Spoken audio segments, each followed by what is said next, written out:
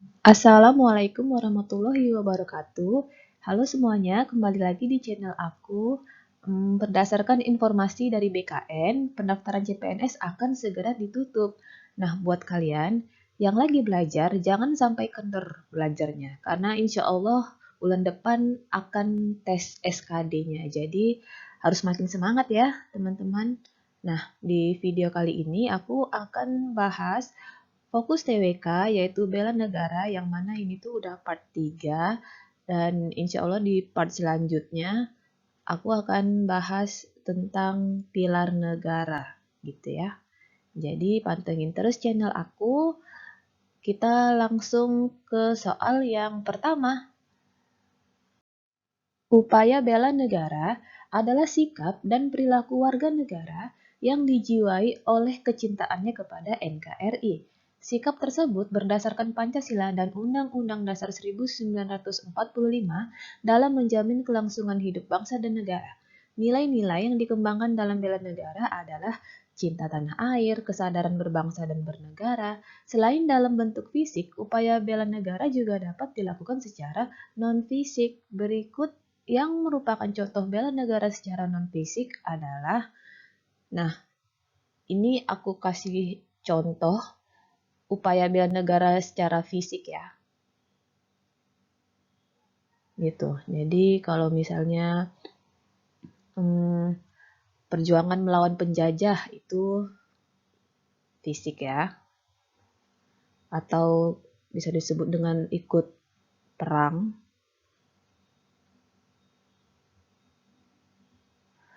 Terus kalau ada contoh mengikuti kejuaraan atau lomba demi kemajuan bangsa, itu juga termasuk dalam bela negara bentuk fisik. Terus kalau ikut kegiatan militer itu juga bentuk fisik. Jadi jelas ya kalau fisik itu kita langsung terlibat gitu. Oke. Nah, contoh lainnya itu ada ikut membantu saudara yang terdampak bencana alam. Gitu. Nah, ini tuh contoh-contoh dalam bentuk fisik. Yang ditanyakan itu yang non-fisik gitu.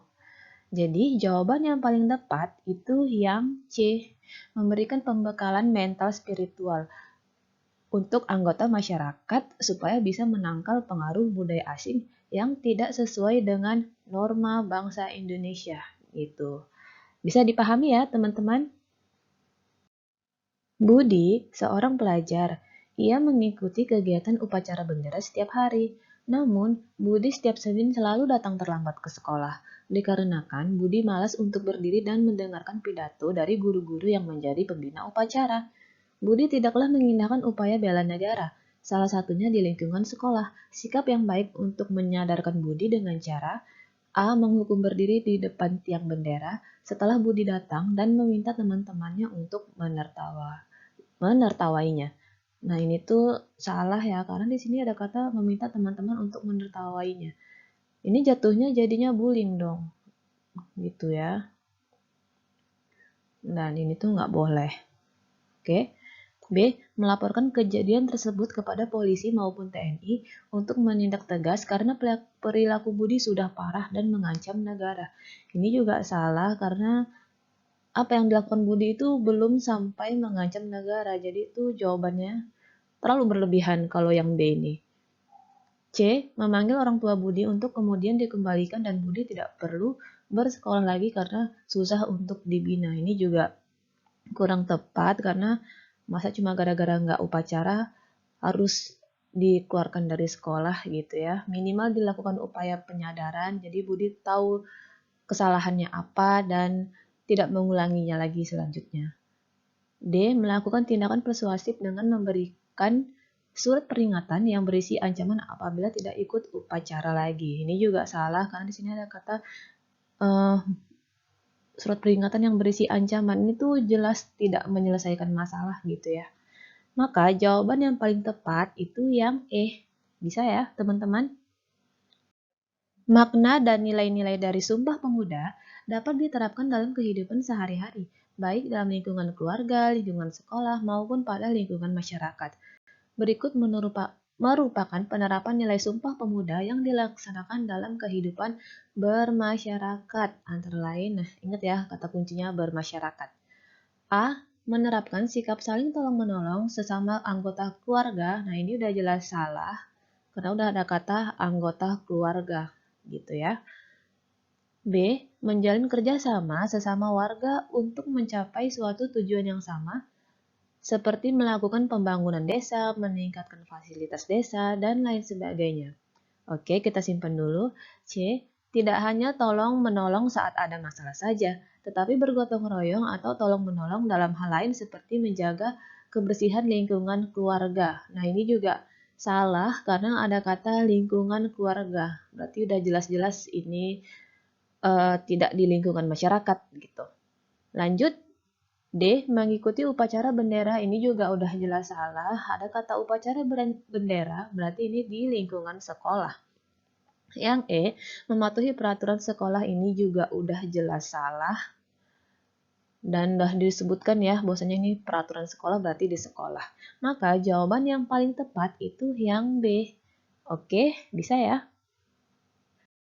Negara Kesatuan Republik Indonesia adalah negara yang mempunyai satu kesatuan dalam wilayah, bangsa, kekayaan alam, ideologi Pancasila, sistem politik, sistem ekonomi, dan sosial budaya yang bersifat Indonesia. Salah satu isu utama masyarakat global bidang pertahanan dan keamanan adalah isu radikalisme dan terorisme. Yang harus kita lakukan sebagai bangsa yang berdaulat adalah, kita lihat kata kuncinya di sini ada kata hal yang harus kita lakukan. Kita itu berarti apa? Masyarakat gitu kan? Nah, berarti peran kita sebagai masyarakat itu apa gitu.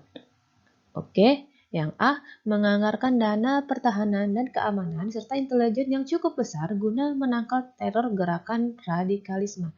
Ini tuh kurang tepat ya karena ini menganggarkan dana dan menganggarkan dana pertahanan ini adalah peran pemerintah gitu ya.